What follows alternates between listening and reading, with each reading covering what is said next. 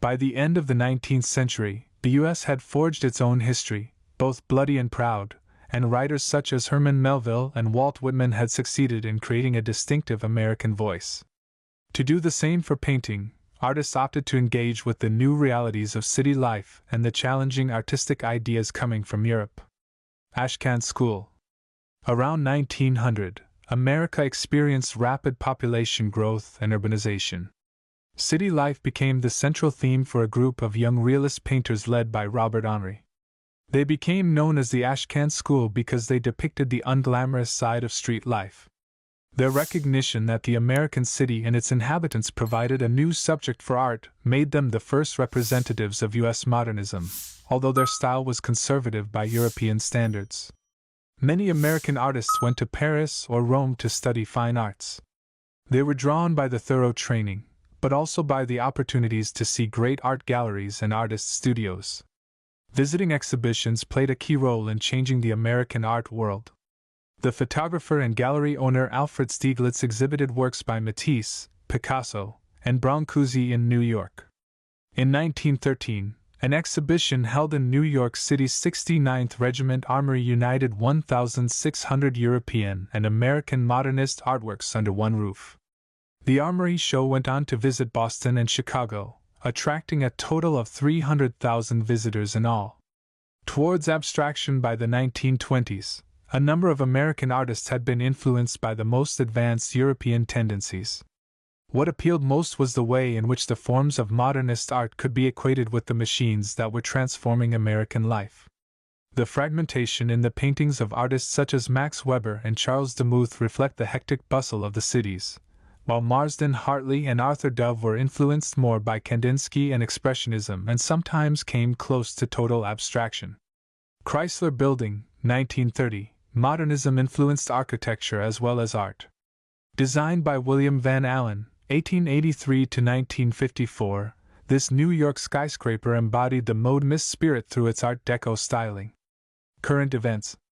1915 D.W. Griffith's Civil War movie Birth of a Nation leads to riots, as it condemns the emancipation of the slaves and praises the Ku Klux Klan.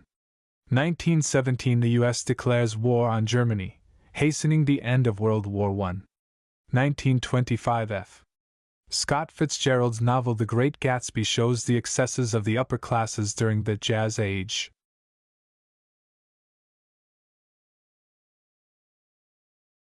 Robert Henri. B. Cincinnati 1865, D. New York 1929 Robert Henri was an inspirational teacher and a member of the Ashcan School whose dark, brooding urban scenes were first shown at the Macbeth Gallery, New York, in 1908. Henri studied art in Pennsylvania and Paris, where he spent much of the 1890s before settling in New York in 1900.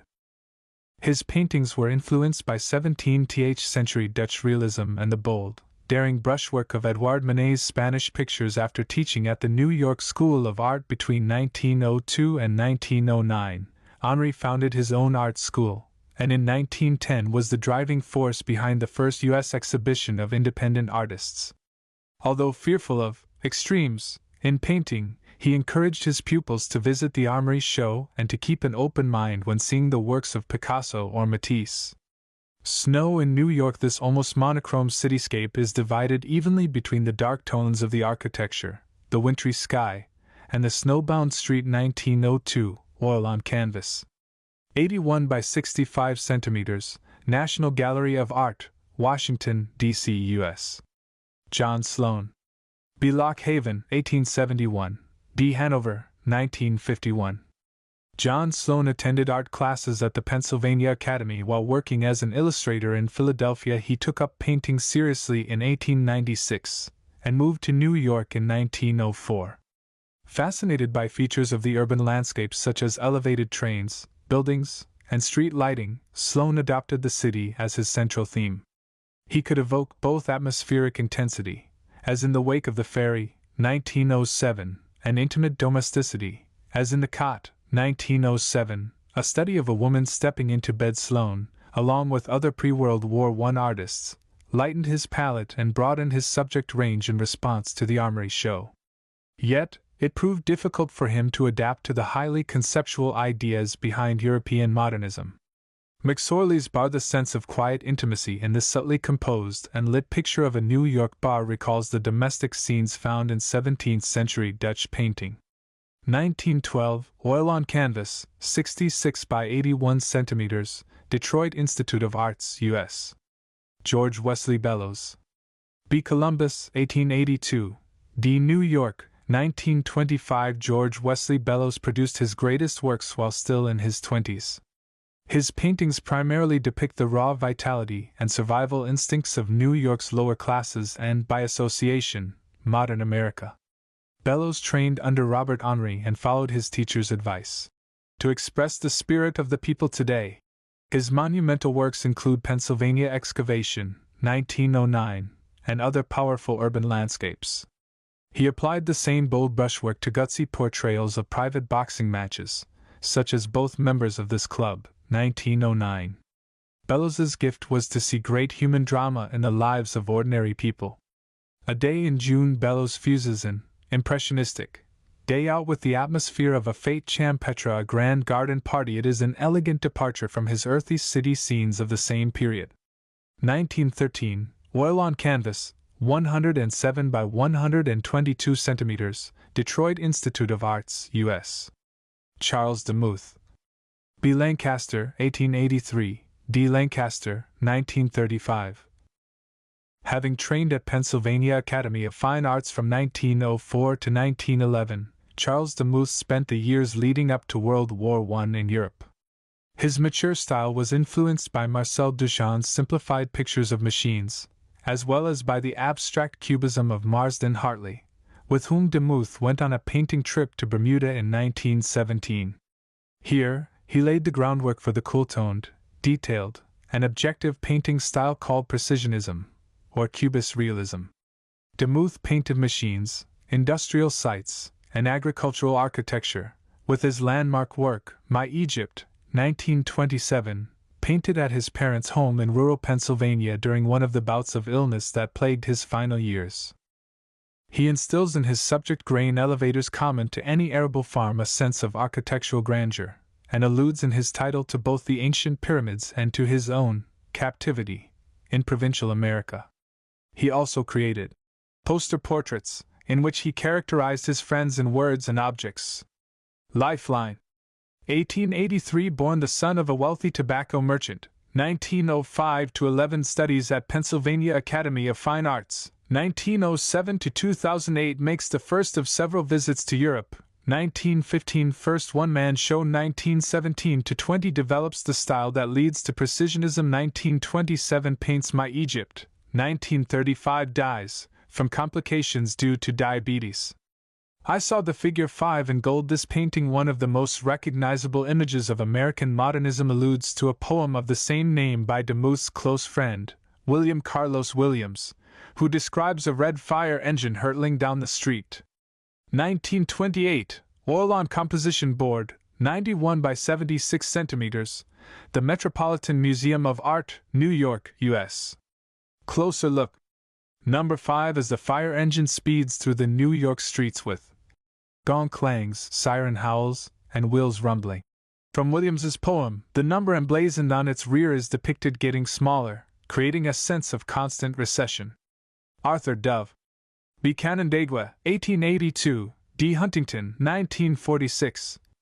Arthur Dove worked as a newspaper illustrator prior to moving to Paris in 1907, where he exhibited his Fauvist paintings at the Salon de Independence in 1908 to 2009. Once back in America, he bought a ramshackle Connecticut farmstead and immersed himself in nature. A pioneer of American abstraction, he produced his earliest abstract works in 1910. Dove derived his abstract compositions from natural forms. He simplified these forms down to their essence, in what he called his extractions. Dove was fascinated by synesthesia, sounds experienced as colors or shapes. He explored this in Foghorns, 1929, picturing blaring siren sounds as rhythmically expanding concentric forms in pinks, reflections in muted grays, blues, and turquoise. Dove depicts a swirling abstract landscape in which two trees seem to huddle together in front of a celestial revelation. 1935, oil on canvas, 38 by 53 centimeters, Indianapolis Museum of Art, U.S. Marsden Hartley. B. Lewiston, 1877, D. Ellsworth, 1943. Marsden Hartley studied at the Cleveland School of Art and at New York's Academy of Design.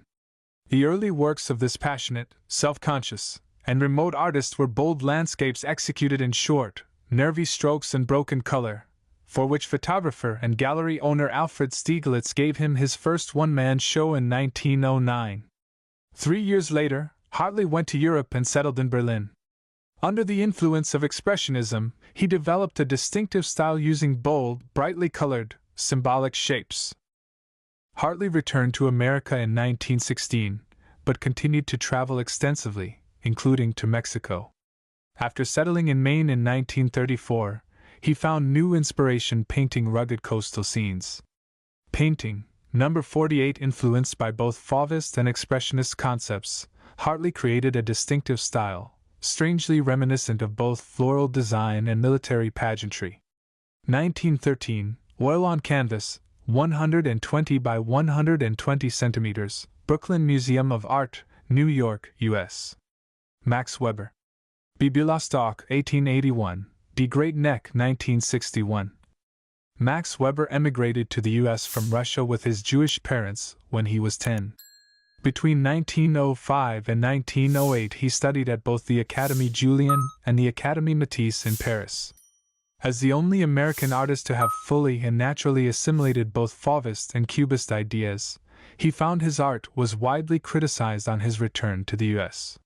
His large-limbed nudes, with their sharp, intersecting outlines, are somewhere between Casimir Malevich's primitivist figures and Picasso's Les Demoiselles d'Avignon, as in Weber's composition with 3 figures. After 1917, Weber took a more naturalistic approach, introducing Jewish themes from his Russian childhood into his work. Composition with 3 figures. Weber gained much from seeing Picasso's bold figure compositions of 1907-08. Here, the 3 female figures seem hewn out of rock, the angles of their joints knife-sharp, and their mood one of deep repose, almost eternal sleep. 1910, watercolor and gouache on cardboard, 119 by 59 centimeters, Ackland Museum, the University of North Carolina, U.S.